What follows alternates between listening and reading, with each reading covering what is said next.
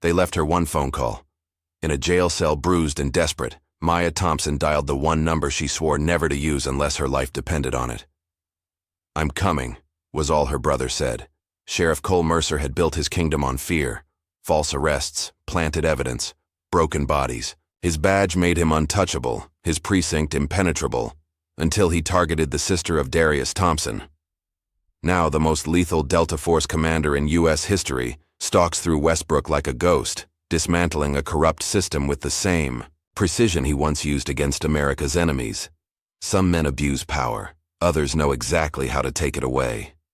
Just before we get back to it, I'd love to know where you're watching from today, and if you're enjoying these stories, make sure you're subscribed, because tomorrow's special episode is one you definitely don't want to miss. The fluorescent lights of the Quick Stop gas station cast harsh shadows across Maya Thompson's face as she pulled her weathered Honda Civic into the last available pump. The digital clock on her dashboard read 11:37 p.m. She sighed, rolling her shoulders to work out the knots that had formed during her 12-hour shift at Memorial Hospital. Her scrub still carried the antiseptic smell of the intensive care unit. "Mom, can I get something to eat?" Elijah asked from the back seat, his voice thick with sleep. At 13, he was all lanky limbs and serious eyes, too mature for his age. "I'm starving," Maya smiled tiredly in the rearview mirror. "Sure, baby. Just something quick, okay? We both need to get home." The night air was cool against her skin as she stepped out to pump gas. She watched Elijah shuffle toward the convenience store, his oversized basketball sneakers dragging slightly across the cracked concrete. A wave of guilt washed over her. Another night he'd spent in the hospital break room doing homework while she worked a double shift. She promised herself that someday, somehow, things would be different. Maya didn't notice the police cruiser that pulled in behind her until its headlights washed over her car, bathing it in a harsh white glow. Something about the way the vehicle idled made her stomach knot. She'd lived in Westbrook long enough to know that being black at a gas station late at night could be trouble, especially in this predominantly white neighborhood. Two officers emerged from the cruiser. The taller one, with a buzz cut and shoulders that strained against his uniform, moved with a purposeful swagger. His nameplate read, Tate. The shorter officer, Wilkins, circled around her car like a shark, his hand resting on his holster. "Evening, ma'am," Deputy Logan Tate said, his tone dripping with false politeness. "That your vehicle?" Maya nodded, keeping her movements slow and deliberate. "Yes, sir. Is something wrong?" Officer Brad Wilkins ran his flashlight across her car, lingering on the dent in the rear bumper and the fading paint. "Matches the description of a stolen vehicle reported earlier tonight." Maya's heart skipped a beat. There must be some mistake. "I've owned this car for 5 years. I have all the documentation. I'm gonna need to see your license, registration, and proof of ownership right now," Tate demanded, cutting her off. His hand twitched near his weapon.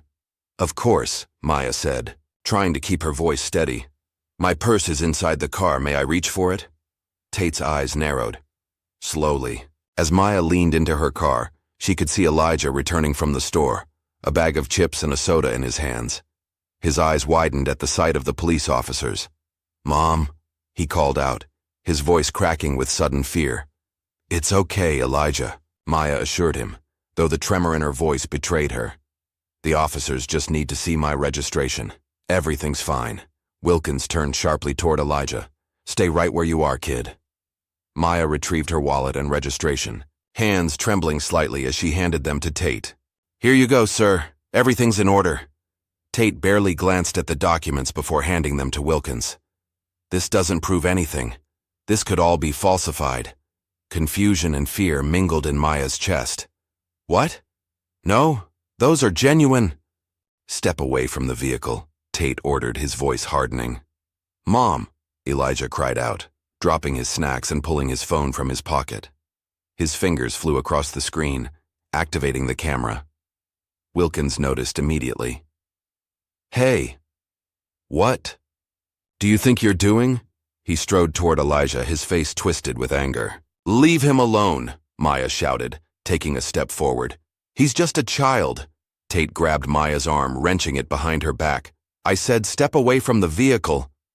"You're hurting me," Maya gasped, tears springing to her eyes. Meanwhile, Wilkins reached Elijah, snatching the phone from his hands. "Filming police officers? That's obstruction of justice, kid." "No, it's not," Elijah protested, his voice breaking. "It's my right," Wilkins sneered, then deliberately dropped the phone, crushing it beneath his boot with a sickening crack. Oops. Small crowd had begun to gather around the pumps. A middle-aged white woman stepped forward. "Excuse me, officers, is this really necessary? She was just getting gas." "Ma'am, stay back. This is police business," Wilkins barked. "Anyone interfering will be arrested for obstruction." Another bystander, a young black man in a business suit, had his phone out, recording. Wilkins pointed at him menacingly. "You want to spend the night in lockup too?" The man hesitated but kept filming. "This isn't right." "Last warning," Wilkins growled, starting toward him. The man reluctantly lowered his phone but didn't put it away completely. Tate had Maya pressed against her car now, roughly patting her down. "What's in your pockets? Any weapons? Drugs?" "Nothing," Maya cried. "I'm a nurse. I was just getting off my shift." "Sure you are," Tate scoffed. "And I'm the Queen of England." Maya struggled to maintain her composure. "Please, my son is watching. Just check my ID. I work at Memorial." "Stop resisting," Tate shouted, though Maya had gone completely still. "I'm not—" Before she could finish, Tate grabbed her wrists and snapped handcuffs on them, tightening them until they bit into her skin. He spun her around, his face inches from hers. "You people never learn, do you?" The casual racism in his words hit Maya like a physical blow. "What did I do wrong? Please, just tell me what I'm being arrested for." Instead of answering, Tate grabbed her arm and began marching her toward the police cruiser. Maya looked back desperately at Elijah, who stood frozen in shock, tears streaming down his face. "Elijah," she called out. "Call Ms. Denise. Tell her." What happened? Ms. Denise was their neighbor, a retired teacher who often watched Elijah when Maya worked late. If anyone could help right now, it would be her. "Shut up," Tate hissed, tightening his grip on her arm. A black SUV pulled into the gas station, its tires crunching over the broken glass of Elijah's phone. The driver's side door opened, and Sheriff Cole Mercer stepped out. Tall and imposing with steel gray hair and cold blue eyes, he surveyed the scene with detached interest. "What's the situation, Deputy?" Mercer asked, his voice deceptively calm. "Suspected. Car thief, sir," Tate replied. "Resisted arrest and her kid tried to interfere." Mercer looked Maya up and down, his lip curling slightly. "Is that right?" He didn't wait for her response before turning to his deputies. "You know what to do." The words sent a chill down Maya's spine. There was something practiced about this exchange, as if they'd done this many times before. "Please," Maya begged, looking directly at Mercer. "My son should have raised him to respect law enforcement," Mercer cut in coldly. He nodded to Wilkins. "Get her out of here." Wilkins shoved Maya into the back seat of the cruiser, her head hitting the doorframe. Pain exploded behind her eyes, but she bit back a cry, unwilling to give them the satisfaction. The last thing she saw before the door slammed shut was Elijah, her beautiful boy, standing alone in the garish light of the gas station, his shoulders shaking with silent sobs. Then they were speeding away, the gas station receding in the distance, along with any sense of justice or safety Maya had ever felt in this town. Inside the cruiser, Maya tried to control her breathing. She'd heard stories about Westbrook's police department, whispered warnings at church, in the break room at the hospital, at her son's school. Black folks disappearing into the system for days over traffic violations, emerging with fabricated charges, beaten, broken. She'd always been careful, always kept her head down, but careful hadn't been enough. Now she was caught in the machine, and the fear that gripped her wasn't just for herself, but for Elijah, alone at the gas station, terrified. What would happen to him if something happened to her? As the cruiser sped through the empty streets, Tate glanced at her in the rearview mirror, his eyes gleaming with something that made her blood run cold. "Hope you didn't have plans for the next few days," he said, chuckling. "Sheriff Mercer likes to make sure our guests get the full Westbrook experience." Maya closed her eyes, thinking of her brother Darius. Halfway across the world, probably, deep in some classified mission, She hadn't seen him in almost 2 years, their lives having diverged so dramatically. But right now she would give anything to hear his calm, steady voice telling her everything would be okay. The cruiser turned down a dark street, away from the main road, away from the police station Maya knew should be their destination. Her heart hammered against her ribs. "Where are we going?" she asked, her voice barely above a whisper. Wilkins turned in his seat, grinning. "The scenic route. Sheriff likes to process special cases personally." Maya pressed herself against the door. As far from them as the handcuffs would allow, she was no longer just afraid. She was terrified. The precinct building loomed ahead, a squat, brutalist structure with few windows and harsh floodlights that created more shadows than they banished. As the cruiser pulled into the rear entrance, away from the public-facing front doors, Maya couldn't shake the feeling that she was being swallowed whole by something monstrous and hungry. The booking area of the Westbrook Police Department reeked of bleach, sweat, and despair.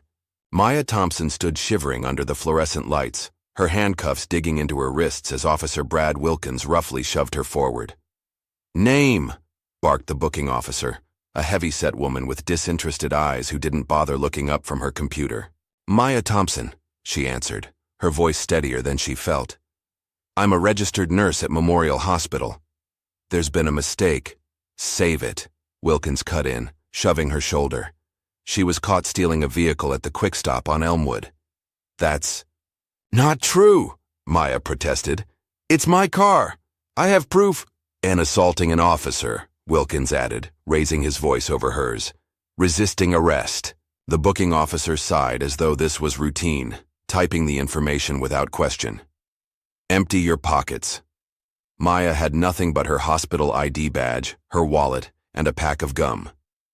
As she placed them on the counter, Wilkins picked up her wallet, leafing through it.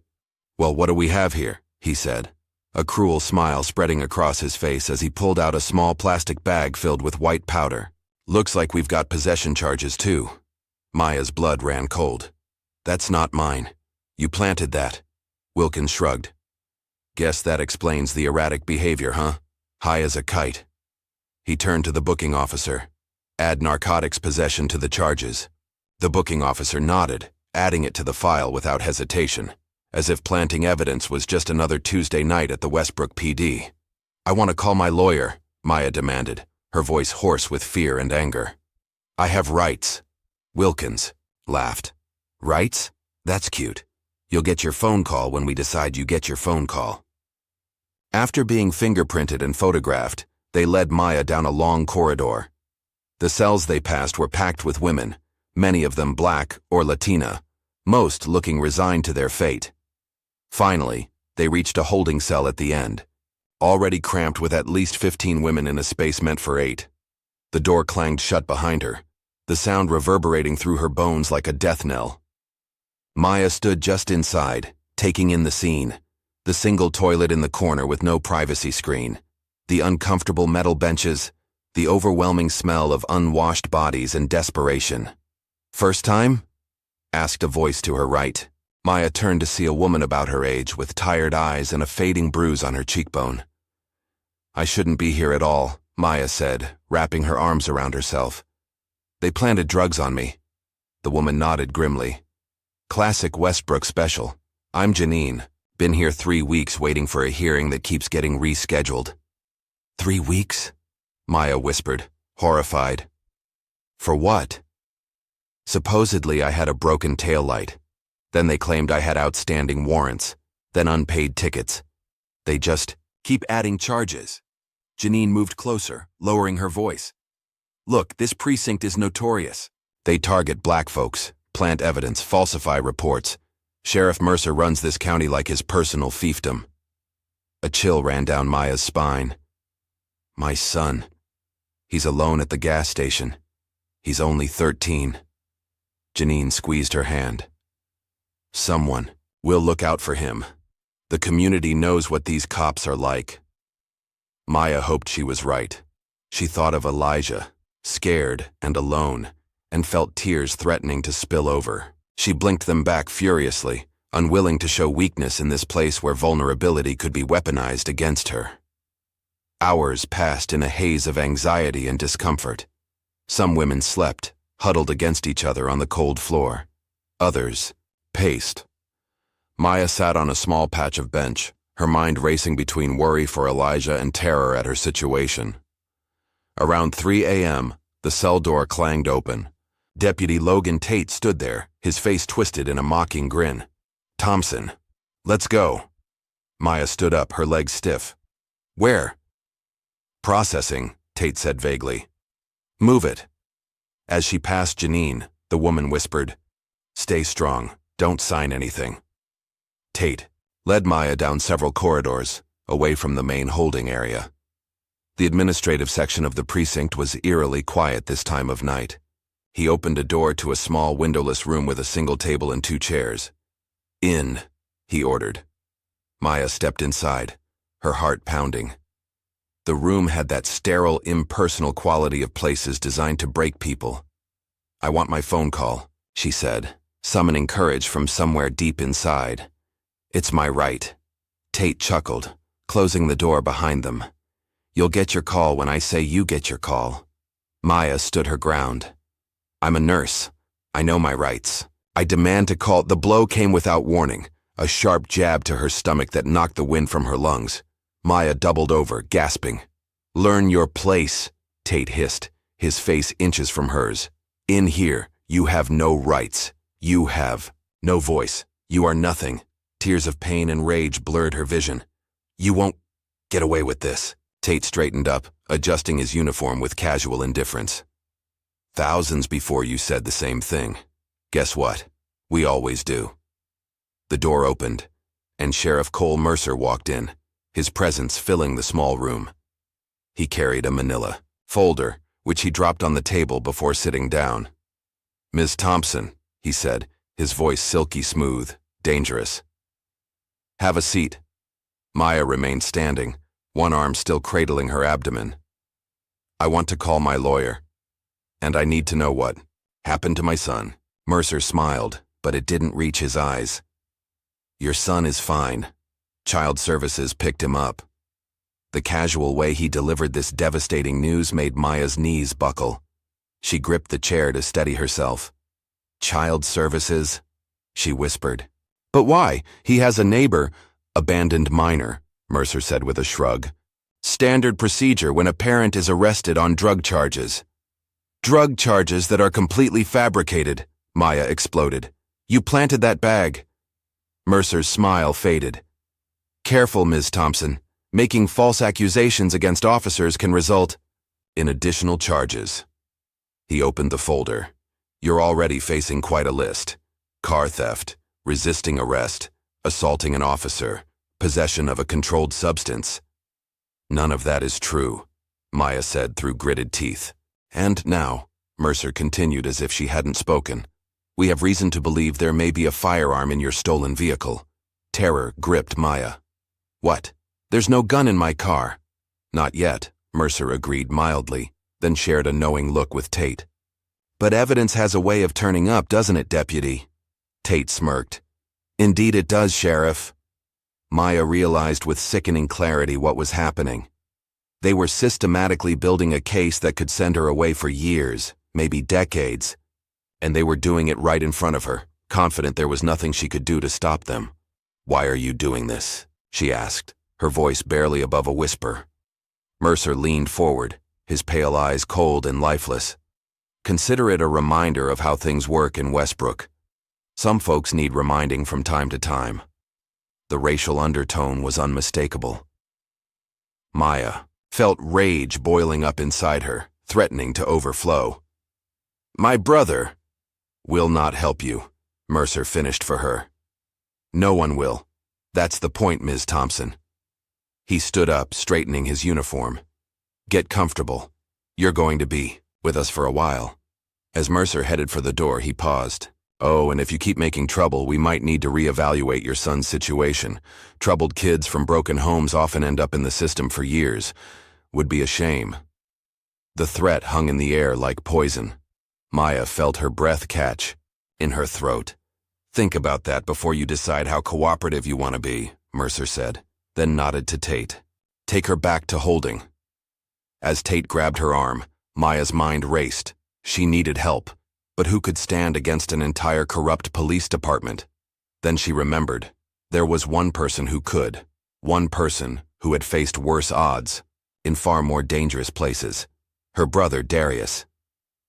Tate shoved her back toward the holding cells, but they passed a different corridor, one she hadn't seen before. From somewhere down that hallway came a man's scream, followed by a dull thud and silence. Maya stiffened. Tate noticed and smiled, a predatory gleam in his eyes. Sounds like Officer Wilkins is conducting an interview. Horror crawled up Maya's spine. That's torture. That's Westbrook justice, Tate corrected, shoving her forward again. Like I said, get comfortable. You're going to be here a while. When they returned to the holding cell, the women inside looked at Maya with a mixture of sympathy and resignation. They recognized the haunted look in her eyes, having experienced their own versions of Westbrook's processing. Janine made room for her on the bench. You okay? Maya shook her head, unable to speak. The pain in her stomach had subsided to a dull ache, but the fear for her son and her future threatened to overwhelm her. They're trying to break you, Janine whispered. Don't let them. My son, Maya managed, her voice cracking. They said child services took him. A woman across the cell spoke up. They say that to everyone with kids. Half the time it's a lie to make you panic and cooperate. And the other half? Maya asked. The woman looked away.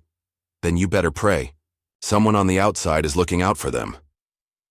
As the night wore on, Maya dozed fitfully, startling awake at every sound. Around dawn, the cell door opened again. This time it was a disheveled man in a rumpled suit, carrying a worn briefcase. Thompson, he called out, sounding bored. I'm Kevin Burris, public defender. Maya stood up. I didn't ask for a public defender. I want to call my own lawyer. Burris sighed, checking his watch. Look, I've got 15 minutes before another case. You want my help or not? Reluctantly, Maya followed him to a small conference room.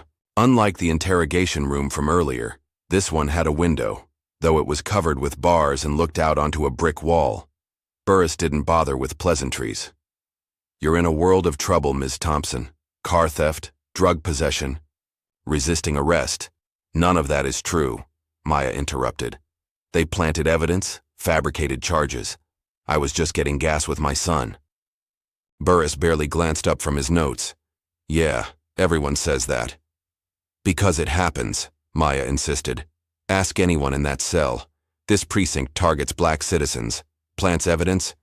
Save it for someone who can do something about it. Burris, cut in. Here's what I can offer. Plead guilty to lesser charges, disorderly conduct and possession of a small amount, and they'll drop the car theft. You'll do 6 months, maybe less. Maya stared at him, incredulous. Plead guilty to crimes I didn't commit? Absolutely not. Burris finally looked at her, his expression a mixture of pity and exasperation. Ms. Thompson, let me be clear. It doesn't matter what actually happened. What matters is what they say happened, and they say you're guilty. But there were witnesses. People at the gas station saw everything. And how many of them will testify against the police in this town? Burris shook his head. Be realistic. No judge in Westbrook is going to believe you over Sheriff Mercer and his deputies. Maya felt tears of frustration burning her eyes. So I'm just supposed to accept this? Let them destroy my life, take my son? I'm not saying it's fair, Burris said, packing up his papers. I'm saying it's reality. As he stood to leave, Maya realized he hadn't asked a single substantive question about her case. He hadn't even pretended to consider her innocence. You're working with them, aren't you? She asked quietly. Burris paused at the door. For a moment, something like shame flickered across his face. Everyone works with them, Ms. Thompson. That's how this town survives. He checked his watch again. Think about that plea deal. It's the best you're going to get. After he left, a guard escorted Maya back to the holding cell. She felt numb, the full weight of her situation pressing down on her. No one was coming to save her. No one was fighting for justice. Except there was one person. One call she hadn't made yet. As daylight filtered through the high, barred windows of the holding cell, Maya thought of her brother Darius. The last time they'd spoken had been months ago, a brief call from some classified location, his voice tired but strong. He'd always been the warrior of the family, the protector. While she had chosen healing as her path, he had chosen to fight, and right now she needed a fighter. An officer appeared at the cell door around 8 a.m. Thompson. Phone call. Maya stood up, heart pounding. This was it. Her one chance. The officer led her to a row of payphones mounted on the wall, each with a plastic divider offering minimal privacy. 5 minutes, he said, then stepped back. Just far enough to give the illusion of not listening. Maya's fingers trembled as she dialed the number. Not a regular phone number, but a secure line only a handful of people in the world had access to. A number Darius had given her years ago with strict instructions. Only use this if your life depends on it. Today she was certain it did. The line rang once, twice, 3 times. Maya held her breath, praying he would answer. Then, Thompson, came the calm, measured voice of her brother. Just the sound of it made tears spring to her eyes. Darius, she whispered, voice cracking. It's Maya. I need help. There was a brief pause. Then his tone shifted, becoming sharper, more focused. Tell me. As quickly and quietly as she could, Maya explained what had happened. The gas station, the false arrest, the planted evidence, the threats against Elijah. With each word, she could sense her brother's silent rage building on the other end of the line. Who did this to you? Darius asked, his voice now terrifyingly calm. Sheriff Cole Mercer, Deputy Logan Tate, Officer Brad Wilkins. Westbrook Police Department. Maya recited the names, each one bitter on her tongue. They're going to frame me, Darius. They're going to take Elijah. I don't know what to do. Another pause, longer this time. When Darius spoke again, his voice had taken on a quality Maya had heard only once before, after their parents' funeral, when he'd promised her nothing would ever harm her again. Stay strong, he said. I'm coming. Just those words, so simple, so certain, made Maya's knees weak with relief. Darius wasn't just her brother. He was a Delta Force commander, a man who had faced impossible odds and prevailed. What should I do until then? She asked, wiping away tears. Resist nothing, say nothing, sign nothing. His instructions came rapid fire, precise. Don't antagonize them. Don't give them any reason to hurt you. Just wait. How long? 24 hours. No more. There was steel in his voice. And Maya? This ends today. The line went dead, but Maya didn't immediately hang up. She held the receiver against her ear, drawing strength from the echo of her brother's promise. When she finally turned around, she was surprised to see Sheriff Mercer standing behind her, his eyes narrowed in suspicion. Productive call? He asked, his tone deceptively light. Maya met his gaze steadily, something she wouldn't have dared just minutes ago. Just letting someone know where I am. Mercer studied her face, noticing the subtle change in her demeanor, the fear still present, but now tempered by something else, something like hope. It clearly disturbed him. Who exactly did you call, Ms. Thompson? Maya thought of her brother, of the storm that was now heading straight for Sheriff Mercer and his corrupt kingdom. Part of her wanted to warn him, to see the fear in his eyes for a change. But Darius had taught her better than that. Never let the enemy see you coming, so she simply said, "My family," and left it at that. Mercer's eyes narrowed further, but he couldn't quite pinpoint what had changed. He gestured to the guard. "Take her back to holding, and watch her." As Maya was led away, she caught a glimpse of uncertainty on Mercer's face. He sensed something was different but couldn't identify the threat. That was Darius's first lesson in warfare. The most dangerous enemy is the one you don't see coming until it's too late. For the first time since this nightmare began, Maya allowed herself to feel something beyond fear and despair. It was small, fragile, but undeniable. Hope. In her mind, she could already hear the approaching footsteps of retribution. They were coming from Mercer and his corrupt officers. Not with sirens and flashing lights, but silently, efficiently, the way her brother had been trained to operate in the most dangerous places on Earth. And Westbrook, for all its cruelty and corruption, had just become the most dangerous place for Sheriff Cole Mercer. As she settled back on the hard bench in the holding cell, Maya closed her eyes, picturing Elijah's face. "Hold on, baby," she whispered to herself. "Uncle Darius is coming." Maya Thompson sat in the holding cell, her back against the cold concrete wall. The chaos of the cell, women arguing, crying, or staring into space with hollow eyes, seemed distant now. Her call to Darius had changed everything. She was no longer alone in this fight. The cell door clanged open, and Officer Wilkins appeared, his face twisted in its usual sneer. "Thompson, get up." Maya rose silently, following Darius's advice. "Resist nothing, say nothing, sign nothing."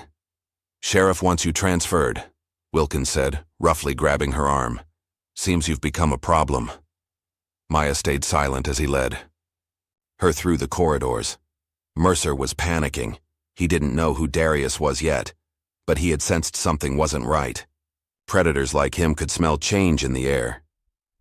In the processing area, Sheriff Mercer waited, thumbs hooked in his belt loops, attempting to project casual authority. But Maya noticed a tightness around his eyes that hadn't been there before. "Ms. Thompson," he said, his voice deliberately measured. "There's been a change of plans. You're being transferred to county pending your arraignment." Maya met his gaze steadily. "Why?" Mercer's jaw tightened at her newfound composure. "Overcrowding. Nothing personal."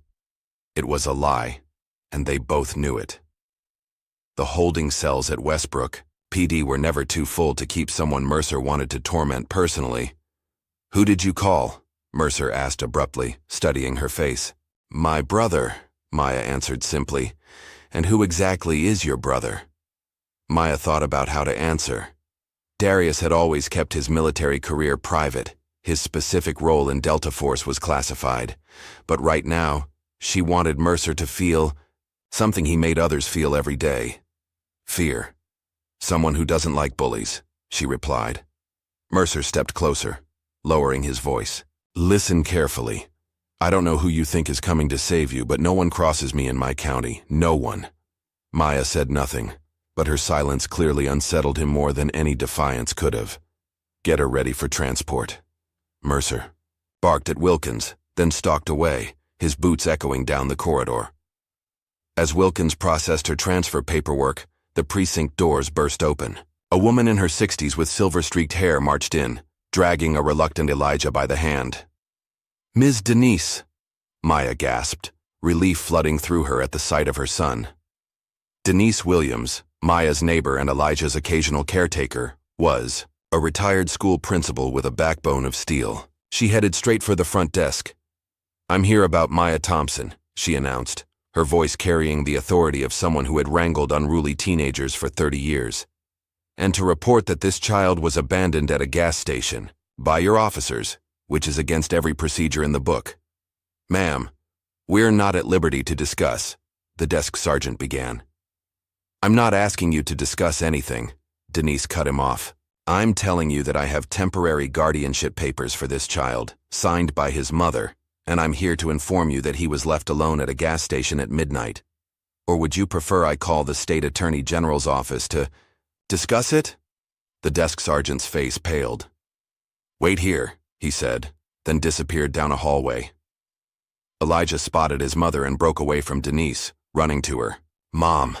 Maya wanted nothing more than to hold him, but her handcuffs prevented it. She crouched down instead, meeting him at eye level. "Are you okay, baby?" Elijah nodded, though his eyes were red-rimmed from crying. Miss Denise came to the gas station. Someone called her. "The community looks out for its own," Denise said, joining them. "That young man in the suit who was filming, he recognized Elijah from the community center basketball league, called me right away." Maya felt a surge of gratitude. "Thank you," she whispered. Denise squeezed her shoulder. "What are they charging you with?" Before Maya could answer, Sheriff Mercer emerged from a side door, his face stormy. "Ms. Williams," he said, recognizing the retired principal. This is a restricted area. Sheriff Mercer, Denise replied coldly. Still running things like your personal fiefdom, I see. Mercer's smile was tight. Ms. Thompson is being transferred to county. She's facing serious charges. Fabricated charges, Denise responded. Just like the ones you tried to pin on my nephew last year. Just like the ones you've been using to terrorize this community for a decade. Mercer's face darkened. Be careful, Denise. Even respected retired principals can find themselves on the wrong side of the law. Denise didn't flinch. Is that a threat, Sheriff? Because I keep excellent records. Would you like me to share them with the State Attorney General, or perhaps the FBI? For a moment, tension crackled in the air. Then Mercer forced a laugh. Always. The fighter, Denise. But this isn't your battle. He nodded to Wilkins. Finish processing the prisoner. Denise turned to Maya. Don't worry about Elijah. He'll stay with me until you're released, and you will be released. She said this last part while staring directly at Mercer. Maya knelt to hug Elijah as best she could with her restrained hands. Be good for Ms. Denise, okay? I'll be home soon. Promise? Elijah asked, his voice small. Promise, Maya said firmly. And remember what I always tell you. Thompson family never breaks a promise, Elijah finished, a ghost of a smile touching his lips. As Wilkins led Maya away, she looked back at Denise and Elijah standing together, a small island of love and protection in a sea of corruption. She mouthed, "Thank you," to Denise, who nodded firmly in response. Wilkins shoved Maya toward the exit. Your neighborhood watchdog won't help you where you're going. She already has, Maya replied. Elijah was safe. That was what mattered most. 3,000 miles away, Commander Darius Thompson stood in a secure communications room at Fort Bragg, North Carolina. His face, normally impassive, was carved in granite as he stared at the satellite imagery of Westbrook displayed on multiple screens. After Maya's call, he'd cut short a training exercise and flown directly back to U.S. soil, pulling strings at the highest levels to make it happen within hours. No one questioned his urgency. Darius Thompson was a legend in Special Forces circles, a man whose missions were classified so deeply that most people in the Pentagon didn't know the half of what he'd accomplished. What do we have? He asked. The room. Carter Reed, Darius's second-in-command and closest friend, stepped forward. A former intelligence officer with contacts throughout the government, Reed had assembled a makeshift team in record time. Westbrook Police Department, rural jurisdiction, overseen by Sheriff Cole Mercer for the past 15 years, Reed began, bringing up personnel files on one screen. Mercer runs the department like a personal fiefdom. Complaints of corruption, brutality, and racial profiling have been filed repeatedly, but they disappear in the system. Political connections? Darius asked. Strong ties to State Senator James Whitaker and Judge Richard Palmer, who oversees most criminal cases in the county, answered Lisa Nguyen, a cybersecurity expert who had served with Darius on 3 classified missions. The 3 of them went to college together, belonged to the same fraternity. Financial situation? Marcus Green, a forensic accountant who had helped Darius track terrorist financing across borders, pointed to another screen. Sheriff's Department budget shows significant discrepancies. Mercer lives well beyond his official salary, vacation homes, boats, expensive cars. We're tracing the money now, but early indicators suggest ties to drug trafficking along the I-95 corridor. Darius absorbed the information, his mind already formulating a strategy. What about my sister and nephew? Maya is being transferred to county jail, Reed said. Our contact at the State Attorney General's office confirms it's unusual. Westbrook, PD typically holds suspects for at least 48 hours before transfer. He's spooked, Darius observed. Good. Your nephew is with a neighbor, Denise Williams, retired school principal, clean record, respected in the community, Nguyen added. She confronted Mercer at the precinct and threatened to go to the state. AG. That's likely what prompted the transfer. Darius nodded, a ghost of a smile touching his lips. Maya always did have good taste in friends. He stepped closer to the screens, studying the satellite imagery of Westbrook. It wasn't so different from other battlefields he'd analyzed before operations. Terrain, infrastructure, choke points, potential escape routes. The difference was that this time, the enemy wasn't a terrorist cell or hostile force. It was people who had sworn to uphold the law. "I need everything," Darius said quietly. "Every case where Mercer's department has falsified evidence, every person wrongfully arrested, every victim who was too afraid to speak up, every financial transaction, every political favor, every dirty secret."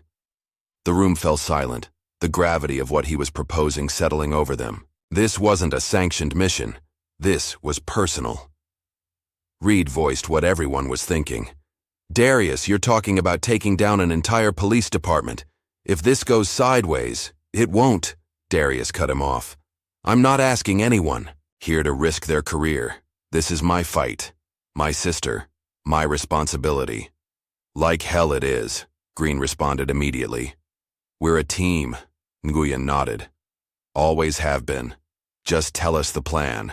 Darius looked around at the faces of people who had followed him into the most dangerous situations imaginable, people who trusted him with their lives.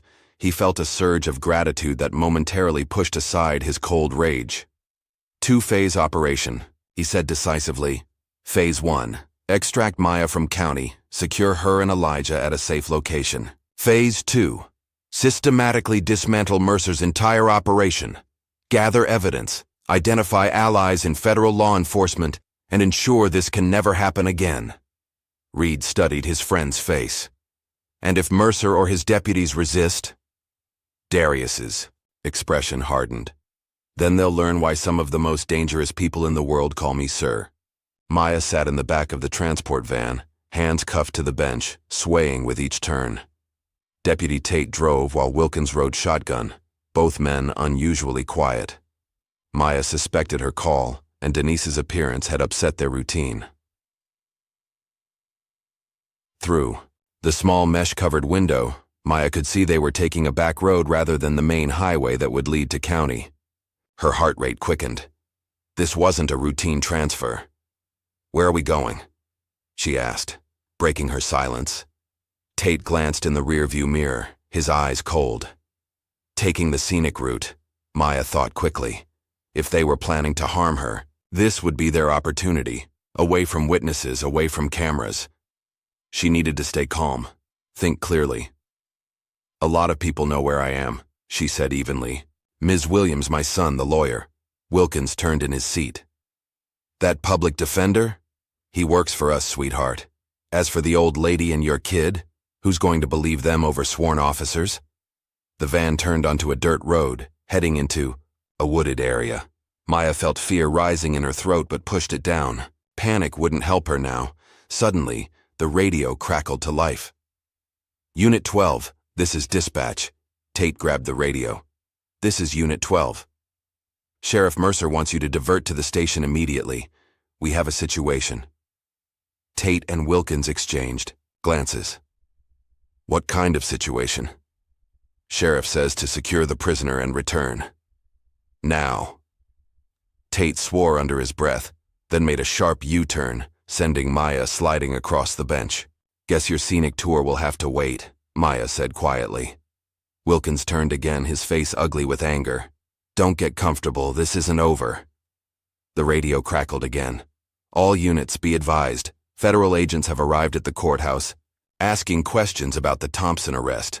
Sheriff wants all hands at the station." Maya felt a surge of hope. Darius was moving faster than she'd expected. Whatever connections he'd activated were already working. Tate slammed his palm against the steering wheel. "Federal agents? What the hell is going on?" Wilkins looked back at Maya with newfound wariness. "Who exactly is your brother?" Maya met his gaze steadily. "Someone you really shouldn't have made angry. The Westbrook Police Department was in chaos when the transport van arrived. Officers moved frantically around the building, shredding documents, wiping computers, and clearing out evidence lockers.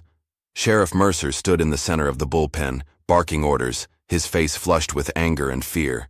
As Tate and Wilkins escorted Maya inside, Mercer stormed over. What part of transfer her to County was unclear. "Dispatch called us back," Tate explained.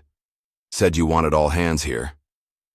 Because the feds are crawling all over the courthouse, Mercer hissed. They're asking questions about her. He jabbed a finger toward Maya. What did you do? Maya said nothing, but she couldn't keep the slight smile from her face. Mercer grabbed her arm, fingers digging in painfully. Who is your brother? Before Maya could answer, the precinct doors swung open. A tall man in an impeccable suit walked in, flanked by 2 agents wearing FBI windbreakers. The man moved with quiet authority, his gaze taking in the chaotic scene. With clinical detachment, Sheriff Cole Mercer? He asked, though it wasn't really a question. Mercer released Maya's arm, straightening his uniform. That's right. And you are? Special Agent James Wilson, FBI. He presented his credentials. We're here about Maya Thompson. Mercer attempted a casual smile. Just a routine arrest, Agent Wilson. In fact, we were transferring her to county for processing. Wilson's expression remained neutral. In a van that took a detour into Wagner Woods. Interesting route to the county jail. Mercer's facade slipped for just a moment, his eyes darting to Tate and Wilkins. My deputies must have gotten turned, around, new to the area. Both of them? With a combined 23 years on the force? Wilson consulted a file in his hand. Fascinating. Maya watched the exchange with growing hope. This wasn't just any FBI agent. This was someone Darius had sent, someone prepared. Wilson turned to Maya. Miss Thompson, are you all right? Yes, sir, she answered, lifting her cuffed hands. Though I'd be better without these. Remove the restraints, Wilson ordered. Mercer stepped forward. Now wait a minute. She's facing serious charges. Fabricated. Charges, Wilson interrupted. We have witness statements from the gas station, including video evidence that mysteriously wasn't logged into your system. He nodded to one of the agents, who produced a tablet showing the footage taken by the businessman at the quick stop. The color drained from Mercer's face. That doesn't change. It changes everything, Wilson said calmly, especially when combined with the financial audit our forensic accountants are conducting right now. Interesting spending habits you have, Sheriff. Maya rubbed her wrists as Wilkins reluctantly removed the handcuffs, his hands shaking slightly. Ms. Thompson, Wilson continued, you're free to go. One of my agents will take your statement, but not here. He glanced around the precinct with distaste. We'll arrange transportation home for you. This is outrageous, Mercer blustered, but there was no conviction in his voice. You can't just walk in here and... Actually, we can, Wilson cut him off, especially with the warrant signed by a federal judge. He handed Mercer a document. Your department is now under federal investigation for civil rights violations, evidence tampering, witness intimidation, and financial crimes. As Wilson spoke, more FBI agents entered the precinct, carrying boxes and equipment. The Westbrook officers looked on in disbelief as their world began crumbling around them. Maya followed Wilson outside, where a black SUV waited. As she climbed in, she looked back at the precinct, a place of terror just hours ago, now swarming with federal agents. She couldn't quite believe how quickly things had changed. Where are we going? She asked as the SUV pulled away. Somewhere safe, Wilson answered. Your brother is waiting. The safe house was a modest ranch-style home on the outskirts of town, surrounded by open fields that made it impossible to approach unseen. As Maya stepped from the SUV, the front door opened, and Darius Thompson emerged. At 6'2", with broad shoulders and the coiled alertness of a predator, Darius cut an imposing figure. But as he crossed the distance between them, his hard features softened. Without a word, he pulled Maya into a tight embrace. I'm sorry, he whispered against her hair. I should have been here sooner. Maya clung to him, finally allowing herself to feel the full weight of what she'd endured. You came. That's what matters. Inside, Maya was surprised to find Elijah and Denise waiting. Her son flew into her arms, and she held him close, tears streaming down her face. You're safe, she murmured, kissing his forehead. You're safe. Over. Elijah's shoulder. Maya's eyes met Denise's. Thank you for protecting him. Denise nodded. Family looks out for family, and in this community we're all family. As Elijah reluctantly let go, Maya turned to Darius, who stood watching the reunion with a rare softness in his eyes. "How did you do all this so quickly?" Darius guided her to a table where a group of people sat with laptops and communication equipment. "Maya, this is my team." He introduced them one by one: Carter Reed, Lisa Nguyen, Marcus Green, explaining how each had contributed to the operation. "We've been working non-stop since your call," Reed explained. "Mercer's department has been corrupt for years, but they were protected by political connections and intimidation. No one could get close enough to gather proper evidence. Until they messed with the wrong family," Nguyen added with a smile. Green pointed to his laptop screen. "We've traced financial irregularities going back 10 years. Mercer and his inner circle have been skimming from seized assets, taking bribes, to look the other way on drug shipments, and extorting local businesses. And that's just the beginning," Darius said, pulling up a chair for Maya. "Once we started digging, we found a pattern of false arrests targeting primarily black citizens, people who couldn't fight back, people who were vulnerable." Maya thought of Janine and the other women in that holding cell. "How many people?" "Hundreds," Reed answered grimly. "Some were coerced into guilty pleas for crimes they didn't commit. Some are still in prison." "We're working with the Department of Justice now," Darius explained. "This isn't just about you anymore, Maya. It's about dismantling an entire system of corruption." Maya absorbed this information, a mix of emotions washing over her: relief at her own freedom, rage at what had been happening in her community, determination to see justice done. "What happens next?" she asked. Darius's expression hardened. Phase 2. Sheriff Cole Mercer paced his office, phone pressed to his ear. "I don't care what it takes. Make this go away." State Senator James Whitaker's voice was tight with stress. "It's not that simple, Cole. The feds have a federal warrant. Judge Palmer can't block it." "Then find someone who can," Mercer hissed. "We all go down if this continues. Remember that." He ended the call and slammed his fist against the desk. Everything was unraveling. FBI agents were combing through every inch of the precinct, seizing computers, files, and evidence. Most of his officers were being questioned. Tate and Wilkins had been taken away in handcuffs after agents found the drugs they routinely used to plant on suspects. A knock at his door made him look up. Agent Wilson stood there, his calm demeanor more unsettling than any show of aggression would have been. "Your turn for questioning, Sheriff," Wilson said. Mercer straightened his uniform, grasping at the last shreds of his authority. "I have nothing to hide." "Then you won't mind explaining these," Wilson replied, placing photographs on the desk. Images of Mercer meeting with known drug traffickers, accepting envelopes, shaking hands with criminals. Mercer's blood ran cold. These were taken with a long-range lens from positions that would have required military-grade surveillance equipment, the kind of equipment only someone with Special Forces background would have access to. "Who is Maya Thompson's brother?"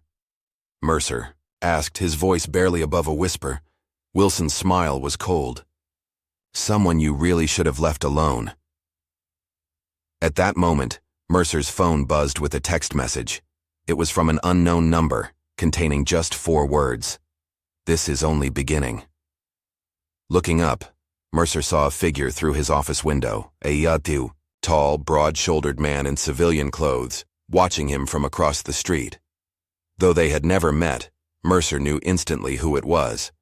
The man held Mercer's gaze for a long moment, then turned and walked away, disappearing into the crowd.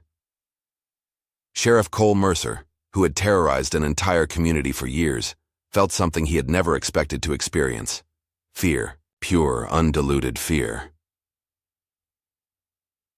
At the safe house, Maya sat beside her brother on the porch, watching as Elijah played basketball with Reed in the driveway. Her body still ached from her ordeal, but her spirit was healing. "Mercer won't go down easily," she said. "He has connections." "Had connections," Darius corrected. "Amazing how quickly political allies disappear when federal indictments are in the air." Maya studied her brother's profile. "You didn't just call in a favor with the FBI, did you? This is bigger." Darius was silent for a moment. Let's just say I reminded some people in Washington that justice shouldn't depend on who you know or what color your skin is. What about the other victims? The women I met in that cell? Already being processed for release, Darius assured her. And our legal team is preparing class action suits against the county. No one's going to sweep this under the rug. Maya leaned her head against her brother's shoulder, overwhelmed with gratitude yet haunted by how easily her life could have been destroyed. I was lucky, she said softly. I had you. But how many don't? Darius put his arm around her. That's why this can't stop with Mercer. The system that protected him needs to change. As they watched Elijah sink a perfect jump shot, both siblings felt the weight of this truth. Maya's ordeal was ending, but the fight for justice was just beginning. And for the corrupt officers of Westbrook, the nightmare was only now taking shape. A nightmare orchestrated by a Delta Force commander who had faced down terrorists and warlords across the globe, but who had never confronted an enemy that infuriated him more than those who had dared to harm his family. The morning sun cast long shadows across Sheriff Mercer's office as he paced the floor, phone pressed to his ear. 3 days had passed since the FBI had descended on his precinct, and his carefully constructed kingdom was crumbling around him. I don't care what it costs, he hissed into the phone. Find out who this Darius Thompson really is and what he's capable of. On the other end of the line, his contact at the State Bureau of Investigation sounded nervous. Cole, you don't understand. This guy's file is redacted to hell and back. Delta Force isn't just special forces. It's the elite of the elite. Black ops, counterterrorism, high-value targets. The missions these guys run don't officially exist. Mercer stopped pacing. So he's dangerous. More than dangerous. He's got medals the public doesn't even know exist. And now he's called in every favor he's owed. The Attorney General's office, the FBI, even people at the Pentagon, they're all coming for you. Mercer's jaw tightened. No one is untouchable in this game. Everyone has a weakness. Did you hear what I just said? The Pentagon. His weakness is his sister, Mercer interrupted. And that kid of hers. There was a long pause on the other end of the line. Cole, don't do anything stupid. These people can make you disappear. No, Mercer said coldly. They've made a critical mistake. They've left me alive and with nothing to lose. He ended the call and tossed the phone onto his desk.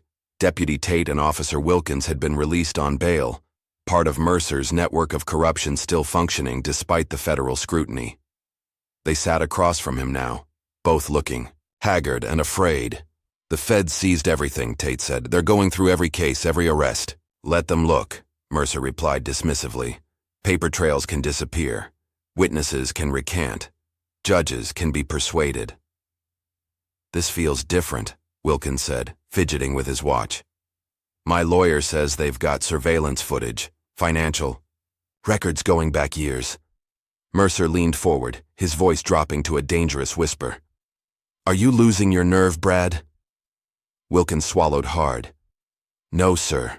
I'm just saying, I'm not interested in what you're just saying. Mercer cut him off. I'm interested in loyalty, in whether I can count on you two to do what needs to be done. The two officers exchanged glances. Despite their fear, they knew they were already implicated. Their fates were tied to Mercer's. What's the plan? Tate asked finally. Mercer smiled, a cold expression that never reached his eyes. First, we call in reinforcements. He picked up a burner phone, one not connected to the department, and dialed a number from memory. When the call connected, he spoke just 3 words. I need help. The voice that answered was smooth, almost casual. That'll be expensive, Sheriff. Money's not an issue, Mercer replied. But timing is. Tonight. Consider it done. After ending the call, Mercer turned back to his deputies. Now we need to get ahead of the narrative, plant the seeds of doubt. How? Wilkins asked. By turning Thompson into a threat. Mercer pulled out a folder containing everything they'd managed to gather on Darius Thompson in the past 72 hours. We issue a statement about a dangerous military operative with possible PTSD interfering in legitimate police business. We suggest he's unstable, potentially violent. Tate nodded slowly, catching on. Make the public afraid of him rather than us. Exactly, Mercer said. And then we reach out to my contacts at the Chronicle. Plant a story about a witch hunt against hard-working law enforcement, orchestrated by federal bureaucrats with a political agenda. Will that be enough? Wilkins asked skeptically. Mercer's expression darkened. It's just the beginning. By tomorrow, Maya Thompson will regret ever having called her brother. Darius Thompson stood at the window of the safe house, scanning the perimeter out of habit. Though the property looked peaceful in the afternoon light, his instincts told him to remain vigilant. 15 years in Delta Force had taught him that the most dangerous moment often came when the enemy appeared to be in retreat. Behind him, in the living room that had been converted into an operations center, his team worked with focused intensity. Screens displayed surveillance footage, financial records, and personnel files. A digital map of Westbrook showed points of interest: the police precinct, courthouse, judge's home, and various businesses connected to Mercer's network. "We've got something," Carter Reed called out, looking up from his laptop. "Financial transfers. From an offshore account to a private security firm based in Atlanta. 3 separate payments in the last 12 hours, totaling $500,000. Darius moved to look over Reed's shoulder. "Mercer, the account traces back to shell companies we've already linked to him, and the security firm is Phoenix Tactical." Darius's expression hardened. "Mercenaries." Lisa Nguyen looked up from her own screen. "Phoenix Tactical is led by Eric Donovan, former Army Ranger dishonorably discharged after allegations of civilian casualties in Afghanistan. They've worked as security consultants in conflict zones and for wealthy clients with questionable reputations." "How many operators?" Darius asked. "Based on the payment size, I'd estimate a team of 6 to 8, Reed answered. Darius nodded grimly. "Mercer's bringing in hired guns. He's desperate." "Should we alert the FBI?" Marcus Green asked. "Not yet," Darius decided. "Agent Wilson has been effective, but bureaucracy will slow down any response. By the time they get approval for additional resources, it could be too late." He turned to study the map again. "Mercer knows we're protecting Maya and Elijah. He'll likely target them first, thinking they're our vulnerability." "He's not wrong," Reed observed quietly. "No," Darius agreed. "Which is why we need to evacuate them immediately." He pulled out his phone and dialed Maya's number. When she answered, he didn't waste time with pleasantries. "Pack essentials for you and Elijah. 5 minutes. We're moving." "What's happening?" Maya asked, her voice instantly alert. "Mercer's escalating. I'll explain when I get there." After ending the call, Darius turned to his team. "Reed, you and I will extract Maya and Elijah. Nguyen, keep monitoring communications. I want to know when these mercenaries arrive and where they go. Green, coordinate with Wilson. Tell him we have credible intelligence about a threat, but keep the details vague." As they moved into action, Darius checked his sidearm, a habit from countless missions. This wasn't some remote desert or jungle. This was American soil, his sister's hometown. But the stakes felt just as high as any combat operation he'd led.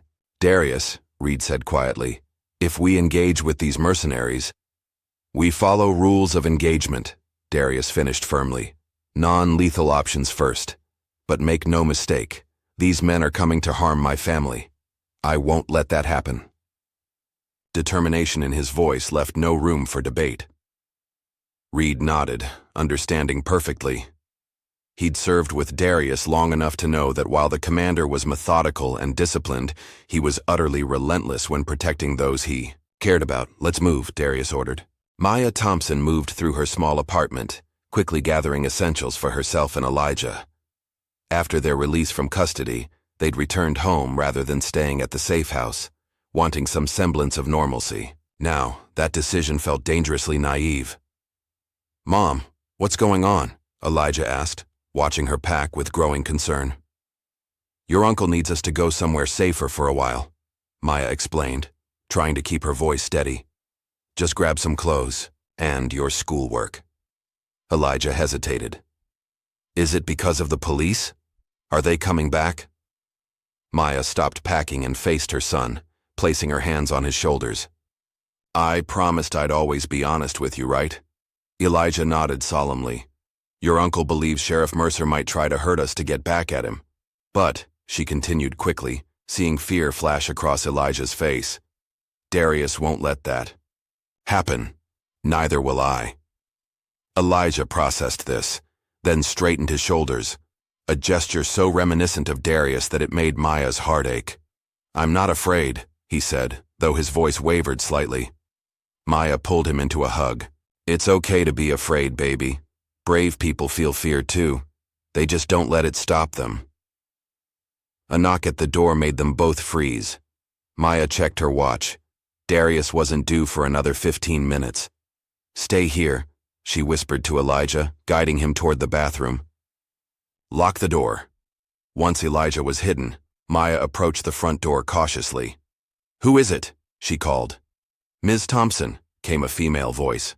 I'm Detective Sarah Miller with the State Bureau of Investigation. I need to speak with you about the case against Sheriff Mercer. Maya hesitated, instinct telling her something wasn't right. Through the peephole, she could see a woman in professional attire holding up what appeared to be a badge, but something about her posture seemed off. I'm not available right now, Maya called back. Please contact my lawyer. There was a pause, then the woman's voice hardened. Ms. Thompson, this is a matter of public safety. Open the door immediately. Maya backed away, reaching for her phone, to call Darius. Before she could dial, a tremendous crash shook the apartment as the door was kicked in. The detective entered first, followed by two men in tactical gear, faces obscured by balaclavas. Maya turned to run, but one of the men moved with practiced efficiency, catching her before she could reach the hallway. She fought back, kicking and scratching, training from a self-defense class momentarily surprising her attacker. Elijah, run, she screamed. Fire escape. As the bathroom door opened and Elijah bolted toward the bedroom window, the woman aimed a taser at Maya and fired. Maya's body convulsed as electricity coursed through her, and she collapsed to the floor. Through waves of pain, she saw one of the men grab Elijah as he tried to climb out the window. No, she gasped. Leave him alone. The woman approached, looking down at Maya with cold detachment. Nothing personal, Ms. Thompson. Just business. She raised a syringe, and as the needle pierced Maya's skin, darkness swept over her consciousness, like a tide.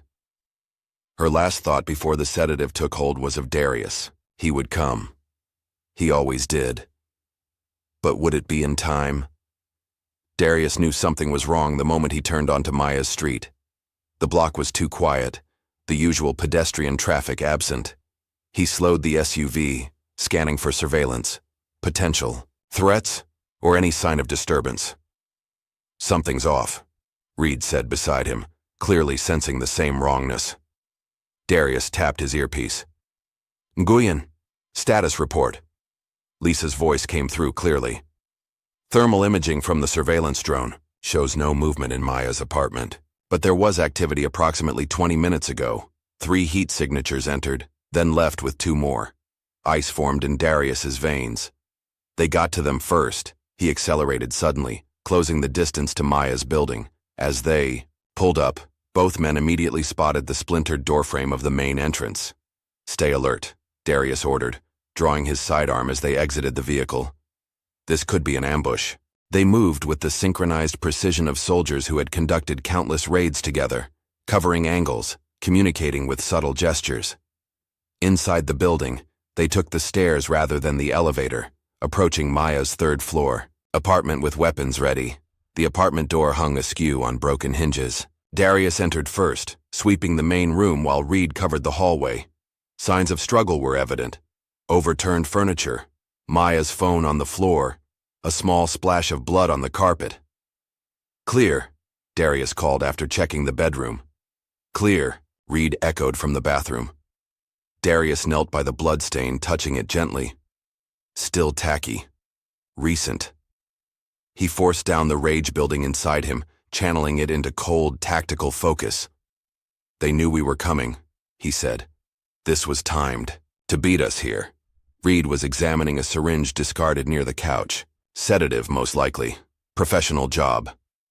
Darius activated his earpiece again. Nguyen, track all vehicles that left this area in the last 30 minutes, and get me everything on Phoenix Tactical, known associates, properties, Safe houses. Already. On it, Nguyen replied. And Darius? The Chronicle just published an article calling into question the federal investigation. They're painting Mercer as a victim of overreach and you as a potentially unstable military operative with a grudge. He's playing defense and offense simultaneously, Darius observed, trying to sway public opinion while taking hostages. Reed looked grim. This is getting complicated fast. Maybe it's time to bring in more resources. Darius considered this, weighing options with the same methodical precision he applied to combat decisions. Call Wilson. Tell him Maya and Elijah have been abducted by what we believe are mercenaries hired by Mercer. But make it clear, we're not standing down.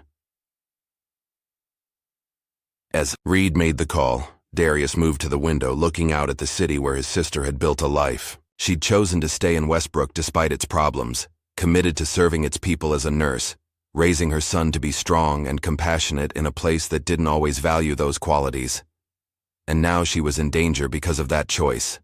Because a corrupt sheriff believed he was above the law, beyond consequences. Darius's phone vibrated with an incoming text from an unknown number. The message contained only an image, Maya and Elijah unconscious, in what appeared to be an industrial setting. Below the image was a simple message: call off the investigation or they die. Darius stared at the screen, his expression unreadable. But inside something shifted, the disciplined commander giving way to something more primal, more dangerous. Mercer had crossed a line, one he would soon regret. Night had fallen over Westbrook, bringing with it a tense electric atmosphere. Downtown streets near the police precinct had been blockaded, squad cars positioned at major intersections. Officers who remained loyal to Mercer patrolled in pairs, weapons visible, a show of force meant to intimidate. Inside an abandoned warehouse on the outskirts of town, Maya Thompson slowly regained consciousness. Her head throbbed, mouth dry from the sedative. As her vision cleared, she took in her surroundings: concrete floors, rusted machinery, high windows letting in minimal moonlight. Her hands were bound to a metal chair, tight enough to cut into her wrists. "Mom?" Elijah's frightened voice came from beside her. Maya turned to see her son similarly restrained in a chair a few feet away. His face was streaked with tears, but his eyes showed the Thompson resilience. "I'm here, baby," she assured him, trying to keep her voice steady. "Are you hurt?" Elijah shook his head. "They didn't hurt me, just tied me up when I tried to run." Maya felt a surge of pride through her fear. "That's my brave boy." "How touching," came a cold voice from the shadows. Sheriff Cole Mercer stepped into the pool of light cast by a single overhead lamp. He looked different out of uniform, more ordinary but somehow more menacing. "What do you want, Mercer?" Maya demanded, struggling to keep the tremor from her voice. Mercer circled them slowly, like a predator assessing its prey. "Originally, just to teach you a lesson about respecting authority. Now?" He shrugged. "Now I want my life back. The life your brother is trying to destroy." "You destroyed it yourself," Maya shot back.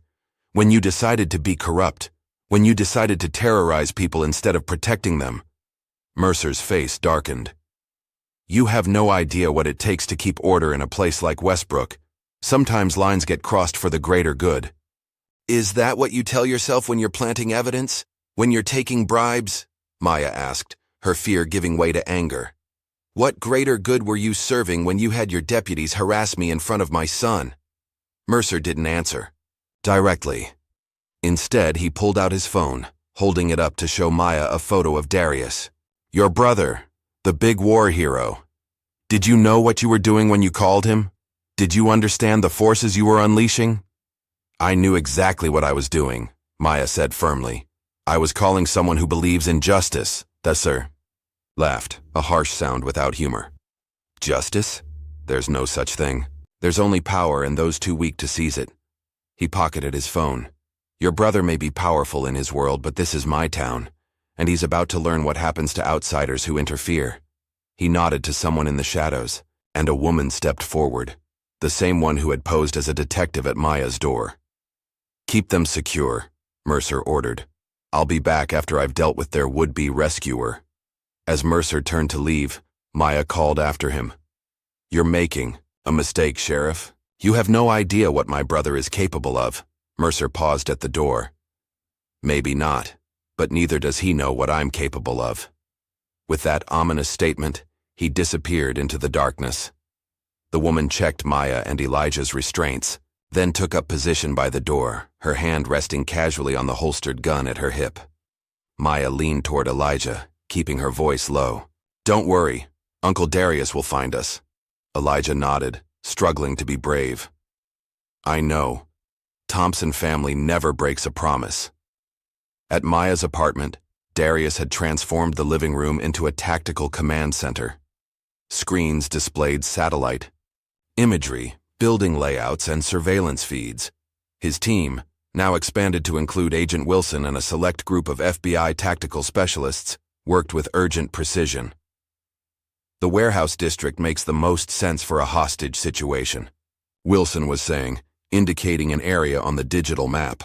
Isolated, multiple exit routes, difficult to surveil. Agreed, Darius said.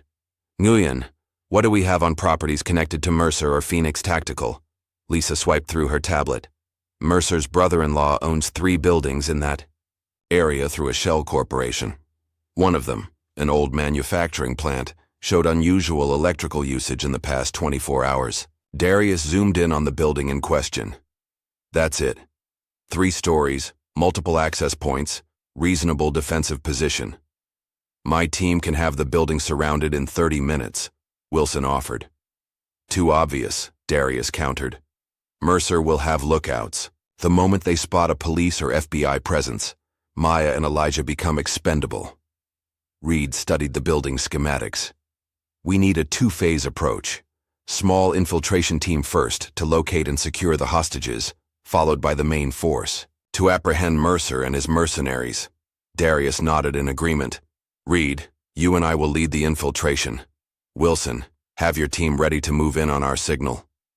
This isn't a military operation in hostile territory, Wilson pointed out. We have procedures for hostage situations. With all due respect, Agent, Darius replied. This is exactly like hostile territory. These aren't ordinary criminals. They're trained mercenaries with military backgrounds, led by a desperate man with nothing to lose. Wilson hesitated, then nodded. You have operational lead until the hostages are secured. Then we do this by the book. Agreed, Darius said. He turned to the team. We move in 1 hour, and everyone needs to understand. Mercer isn't just trying to save himself anymore. He's sending a message, making an example of my family. All the more reason to do this right, Wilson said quietly. Darius checked his watch. Let's gear up. Sheriff Mercer paced the upper floor of the warehouse, watching as deputies Tate and Wilkins coordinated with the mercenaries from Phoenix Tactical.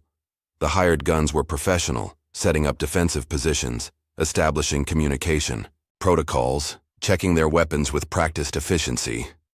Thermal imaging is active, reported the mercenary leader, Eric Donovan. We'll have advance warning of any approach. Mercer nodded, trying to project confidence he no longer felt. Events had spiraled far beyond what he'd anticipated. What had started as a routine intimidation of a black motorist had somehow escalated into a standoff with federal agents and a Delta Force commander. What if this doesn't work? Tate asked nervously. What if we can't stop them? Then we have a fallback plan, Mercer said grimly. The evidence I've gathered over the years, insurance you might call it, dirt on every judge, politician, and business leader in the county. If I go down, everyone goes down. Wilkins looked skeptical. Will that be enough? Before Mercer could answer, Donovan approached with a tablet displaying thermal imagery of the perimeter. We have movement. 2 heat signatures approaching from the northeast. They're using the drainage channel for cover. Mercer smiled thinly. Right on schedule. Positions everyone. As his men moved to their assigned locations, Mercer descended to the main floor where Maya and Elijah were being held. Looks like your brother decided to play hero after all, he told Maya. Shame he's walking into a trap. Maya met his gaze, steadily. You still don't understand who you're dealing with, do you?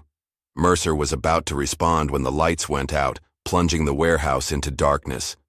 Emergency generators kicked in seconds later, but the damage was done. Panic had already begun to spread among Mercer's men. "What happened?" he demanded into his radio. "Power's been cut," came Donovan's tense reply. "And our communications are being jammed. Someone's—" The radio went silent.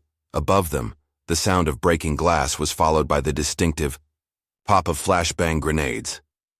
Mercer drew his weapon, suddenly aware that his carefully planned trap had been turned against him. "Everyone to your positions. They're coming in from above." But the attack from the roof was a diversion. As Mercer's men focused upward, shadows moved across the main floor, swift, silent, lethal.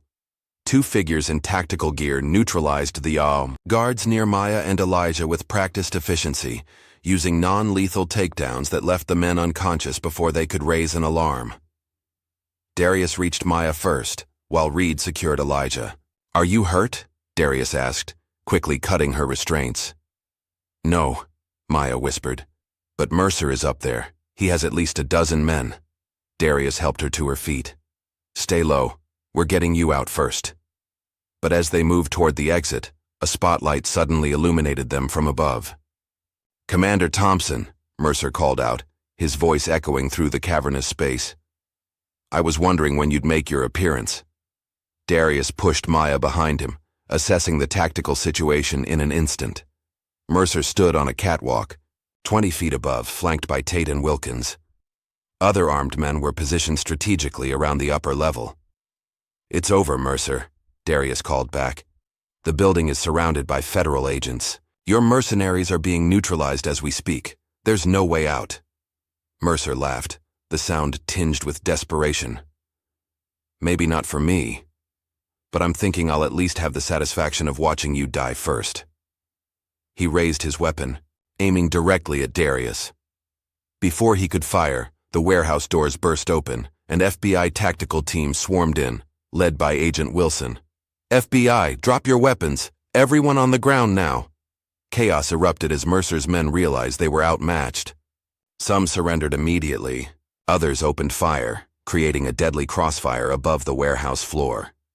In the confusion, Mercer turned and fled toward a rear exit, Tate and Wilkins following close behind. Darius spotted their escape attempt. "Reed, get Maya and Elijah out," he ordered. "I'm going after Mercer." Without waiting for a response, Darius moved through the firefight with the fluid grace of a predator, using support columns for cover as he made his way to the stairs leading to the catwalk. Years of combat experience guided his movements, each step precise, each decision instantaneous.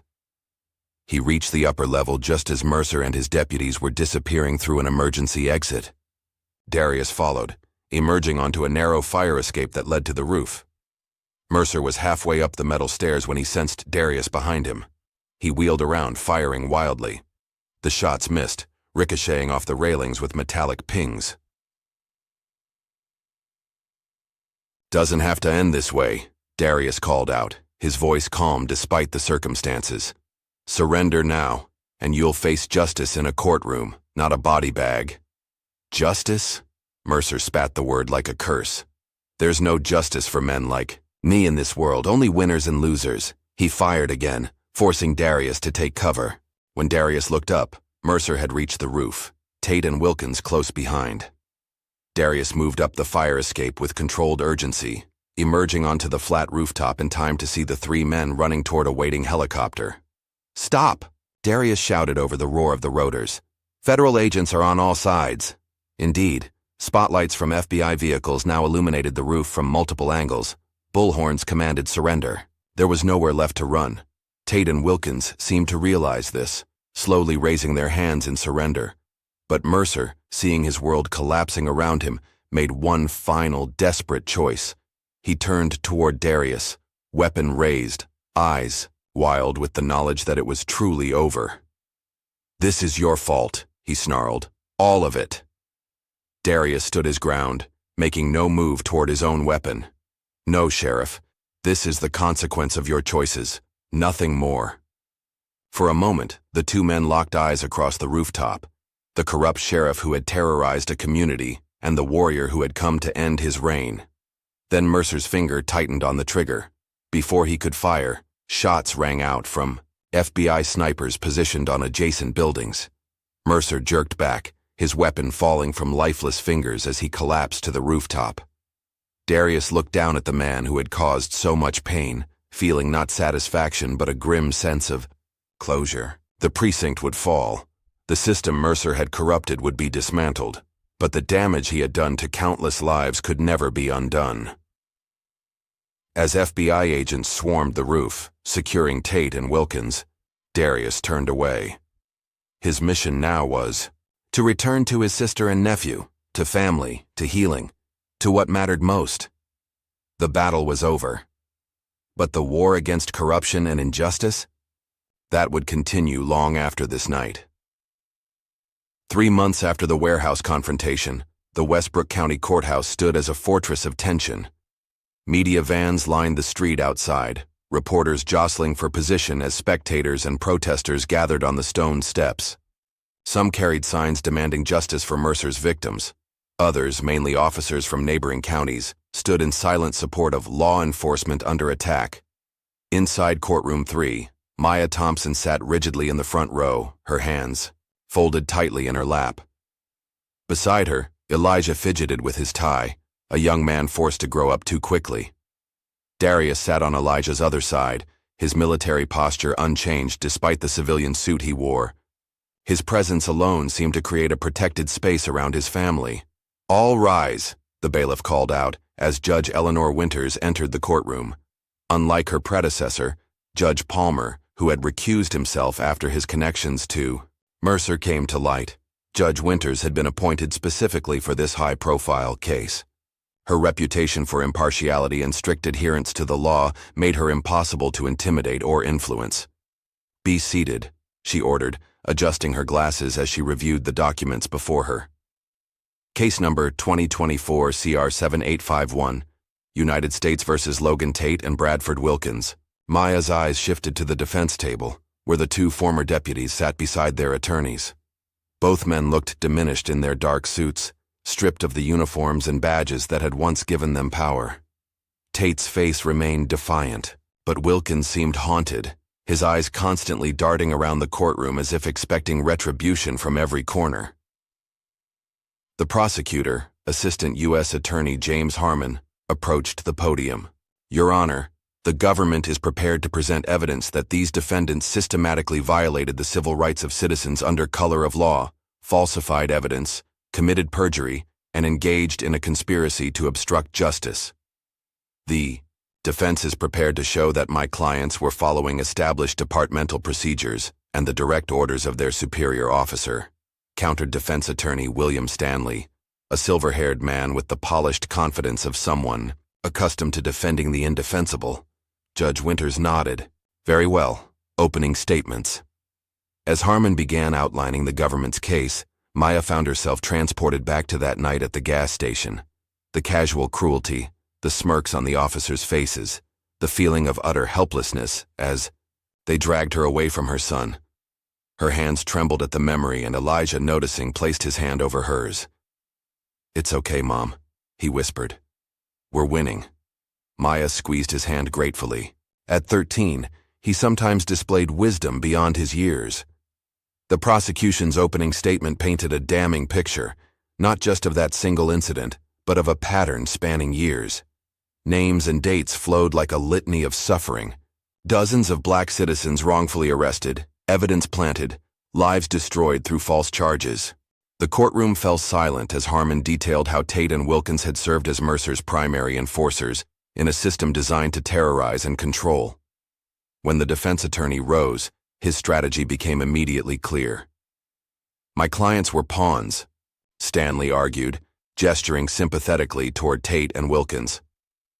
"Subordinate officers following the orders of a corrupt sheriff who's no longer here to face justice himself." Maya felt Darius stiffen beside her.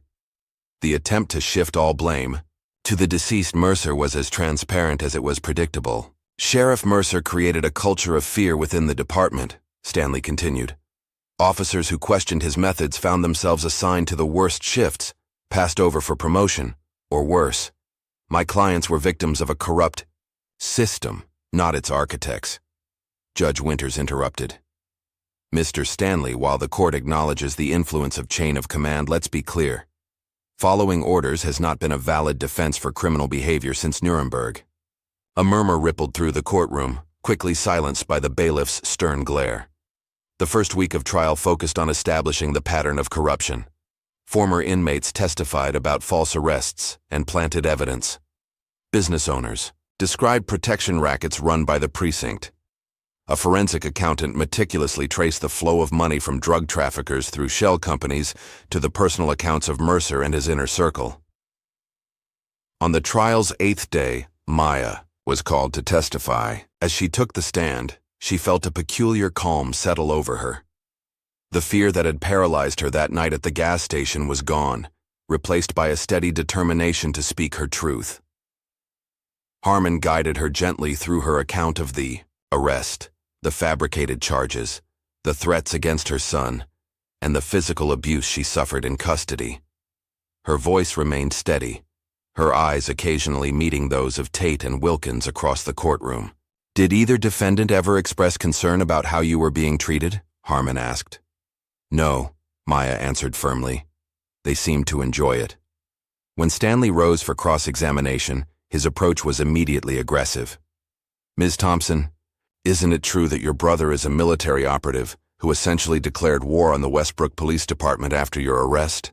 Objection, Harmon called out. Relevance goes to bias and potential motive to exaggerate, Your Honor, Stanley argued.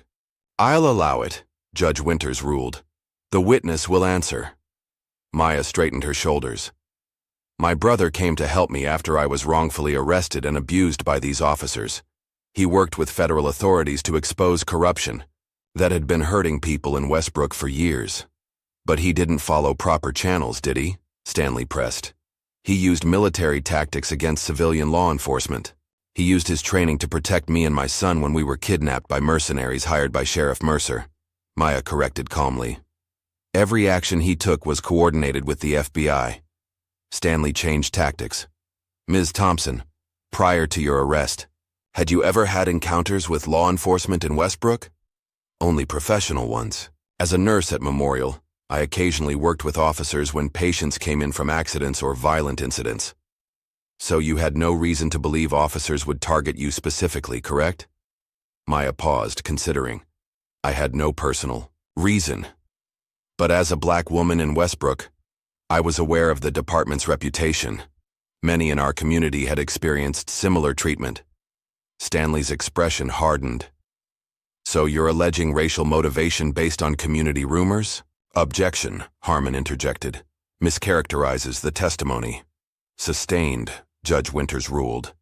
Stanley pressed on. Ms. Thompson, isn't it possible that in the darkness, at a late hour, the officers genuinely believed your vehicle matched the description of a stolen car? Maya met his gaze steadily. No. My car is a 2015 Honda Civic. The officers claimed they were looking for a stolen vehicle but never specified what kind. They refused to check my registration properly. And when Deputy Tate searched me, he whispered, "You people never learn." That made his intentions quite clear. Stanley's cross-examination continued for hours, attempting to find inconsistencies in Maya's account or suggest she had embellished her experience for the lawsuit that had been filed against the county. But Maya remained unshakable, her testimony resonating with authenticity that even the most skilled attorney couldn't undermine. When she finally stepped down from the witness stand, Maya felt a weight lift from her shoulders. Regardless of the verdict, she had spoken her truth before the court and the community. No one could take that away from her. The following day brought the most damaging testimony yet, from Officer Brad Wilkins himself. In exchange for consideration at sentencing, Wilkins had agreed to testify against Tate and provide detailed information about the department's operations under Mercer. As Wilkins took the stand, avoiding eye contact with his former colleague, Tate's face darkened with fury and betrayal. The courtroom leaned forward collectively, sensing they were about to hear confessions that had been buried for years. Officer Wilkins, Harmon began, Was there a policy or practice regarding how officers in the Westbrook Police Department were to interact with black citizens during traffic stops or other encounters? Wilkins shifted uncomfortably. Not officially in writing, but Sheriff Mercer made it clear. He wanted us to keep certain neighborhoods in check. That meant stopping black drivers for minor infractions or no reason at all, searching their vehicles, running their names for warrants, and if no evidence of wrongdoing was found, Wilkins stared at his hands. Sometimes we'd find something anyway. You mean you would plant evidence? Yes, Wilkins admitted, his voice barely audible. We kept drop guns and bags of drugs in our cruisers specifically for that purpose. A collective gasp rose from the gallery. Judge Winters called for order as Harmon continued. Was this practice used in the arrest of Maya Thompson? Yes, Wilkins confirmed. The drugs found in her wallet were planted. Her car was never suspected of being stolen. That was just an excuse to initiate contact. Why was Ms. Thompson targeted? That night? Wilkins finally looked up. Sheriff Mercer had a monthly quota, a certain number of arrests from certain neighborhoods. We were behind that month. Maya Thompson was just convenient. The casual cruelty of that statement hung in the air, devastating in its simplicity. Maya wasn't targeted for anything she'd done. She was simply a black woman in the wrong place at the wrong time, reduced to a statistic to fill a quota. As Wilkins detailed other cases where evidence had been planted, confessions coerced, and witnesses intimidated, the full scope of the department's corruption emerged in horrifying detail. Years of systematic abuse had been justified as maintaining order, while actually serving to terrorize an entire community. Tate's attorney attempted to paint Wilkins as a liar seeking to save himself, but the damage was done. Too many details. Aligned with other testimony, too many witnesses had corroborated the pattern. In his desperate attempt to discredit the mounting evidence, Stanley called character witnesses, fellow officers who testified to Tate's professionalism and community, members who praised the order the department had maintained. But their testimonies rang hollow against the mountain of evidence and first-hand accounts of abuse. On the final day of the trial, as closing arguments approached, Maya sat with Darius and Elijah, watching as Tate finally took the stand in his own defense. Unlike Wilkins, who had appeared haunted by his actions, Tate remained defiantly unapologetic. I served this community for 15 years, he insisted. I put my life on the line daily to maintain order in neighborhoods where law enforcement wasn't welcome. Sometimes tough decisions had to be made. Harmon's cross-examination was surgical. Officer Tate, would you consider fabricating evidence against an innocent mother a tough decision? I acted according to department procedure, Tate repeated stubbornly. Was physically assaulting a handcuffed woman also department procedure? Harmon pressed, displaying photos of Maya's bruises. Tate's facade finally cracked. Look, some people only respect force. That's the reality of policing certain communities. Certain communities, Harmon repeated. You mean black communities, correct? I didn't say that, Tate backpedaled. You didn't have to, Harmon replied coldly. Your actions have said it for years. As closing arguments concluded and the jury began deliberations, Maya found herself oddly calm. Whatever the verdict, the truth had been exposed. Westbrook would never be the same. It took the jury just 5 hours to reach their decision. As the courtroom reassembled, Maya gripped Elijah's hand tightly. Darius sat perfectly still beside them, his posture relaxed but alert. On the count of conspiracy against rights under color of law, how do you find? Judge Winters asked the jury foreman. We find the defendant, Logan Tate, guilty, the foreman responded firmly. On the count of falsification of evidence, how do you find? Guilty. As the verdicts continued, guilty on all counts for both Tate and Wilkins, Maya felt tears sliding down her cheeks. Not tears of joy or vindication, but of release. The system that had nearly destroyed her life was finally facing consequences. When the courtroom emptied, reporters swarmed around Maya and Darius on the courthouse steps. Ms. Thompson, how do you feel about the verdict? Shouted one journalist. Maya took a deep breath before answering. This isn't just about me. It's about everyone who suffered under a corrupt system and never got justice. Today is a first step, but there's so much more work to do. As cameras flashed around them, Elijah stood tall beside his mother, his young face solemn but hopeful. And Darius, ever vigilant, watched over them both, the warrior who had fought a different kind of battle than he was trained for, but with the same unwavering commitment to protect what mattered most. Spring brought renewal to Westbrook. Cherry blossoms lined the streets, their delicate petals carpeting sidewalks where protesters had marched throughout the winter demanding systemic change. The morning air carried the promise of transformation, not just of season, but of community. Maya.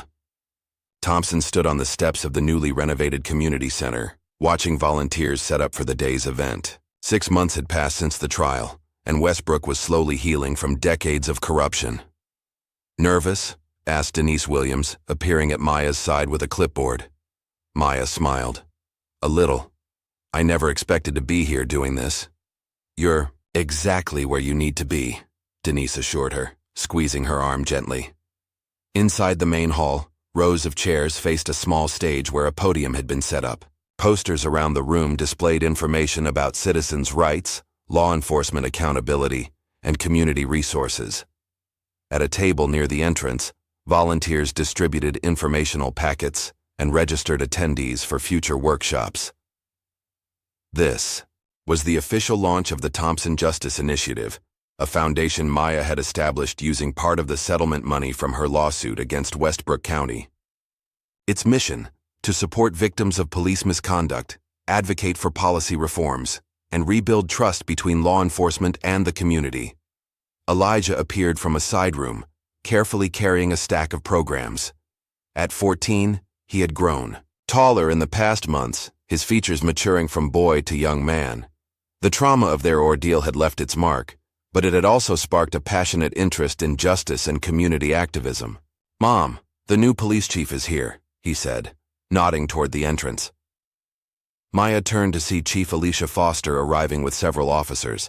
Foster had been brought in from outside to rebuild the department after the federal investigation had resulted in the firing or resignation of over 20 officers. Her appointment, as both the first female and first black chief in Westbrook's history, symbolized the change sweeping through the county. "Chief Foster," Maya greeted her, extending her hand. "Thank you for coming." "Wouldn't miss it," Foster replied warmly. "Your foundation's work is exactly what this community needs to heal." The relationship between Maya and the new police leadership had started tentatively, understandable given her experience. But Foster had made genuine efforts to acknowledge past wrongs and implement meaningful reforms, from body cameras and civilian oversight to revamped training protocols emphasizing de-escalation and community engagement.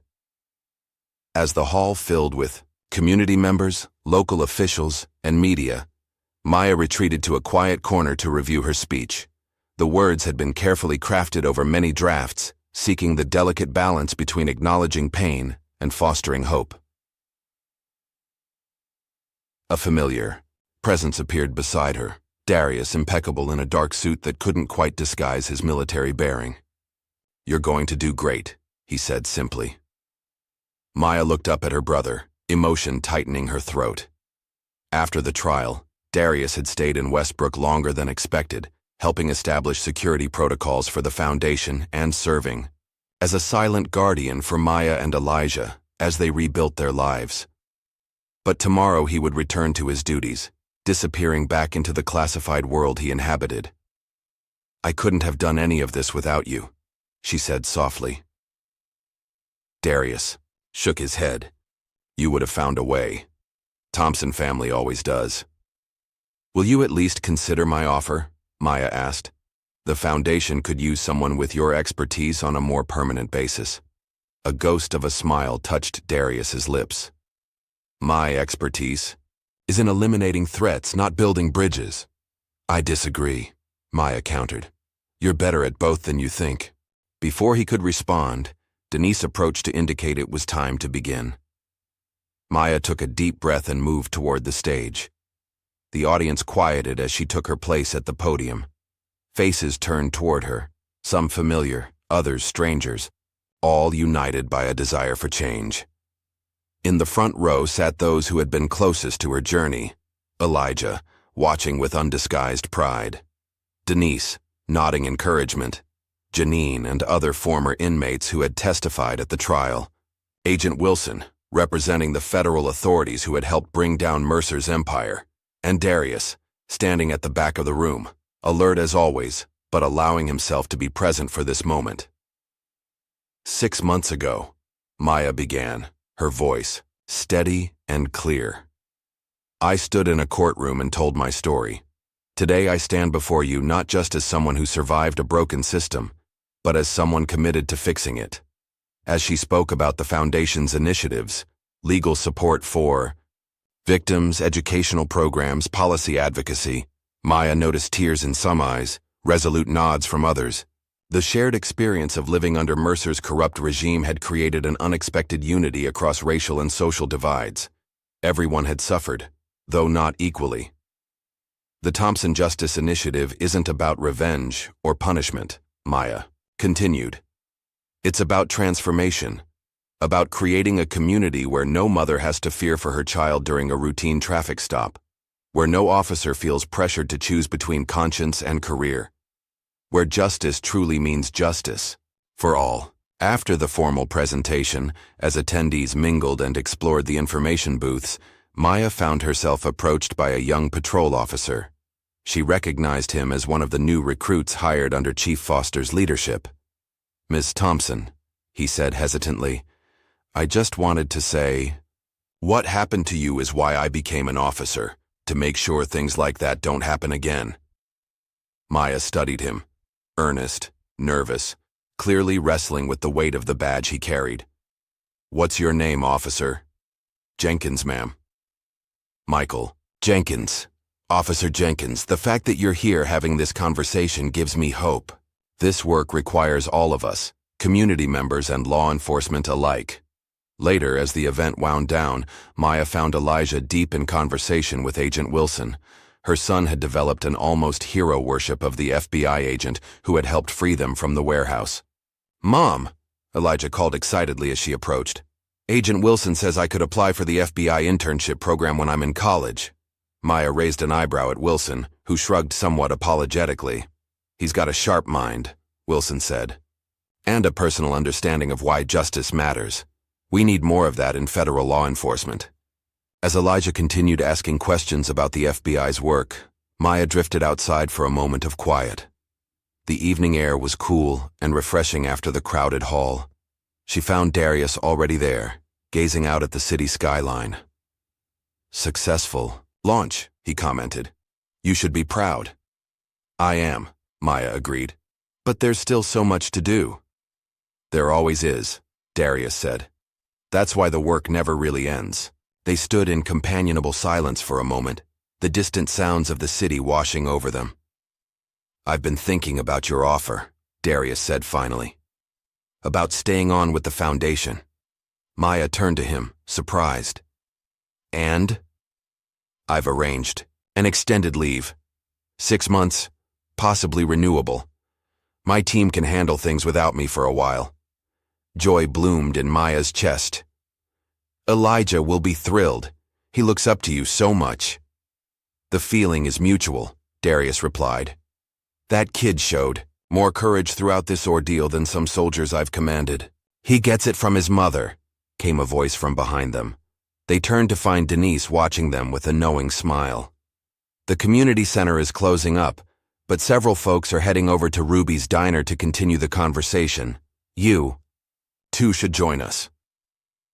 As they walked back inside to collect Elijah, Maya thought about the long journey that had brought them here. From a terrifying night at a gas station to the launch of a foundation that might actually change lives. From being victims of a corrupt system to becoming architects of its replacement. The road ahead would not be easy. Systemic change never was. Old habits and prejudices wouldn't disappear overnight, and there would always be those who resisted progress. But looking around at the diverse group of people who had gathered today, community activists, reformed officers, everyday citizens committed to a better Westbrook, Maya felt something she hadn't expected: genuine hope. Later that evening, as they sat in a crowded booth at Ruby's diner, surrounded by animated discussions about next steps and future initiatives, Elijah leaned over to his mother. "We did it, didn't we?" he asked quietly. "We made things better." Maya looked at her son, no longer the frightened boy who had watched helplessly as she was dragged away, but a young man with purpose and conviction. She thought about all they had endured, all they had learned, all they had accomplished together. "We've started," she corrected gently. "And that's the most important part." Across the table, Darius caught her eye and raised his coffee cup in a subtle toast. Maya smiled, Beck lifting her own cup to meet his.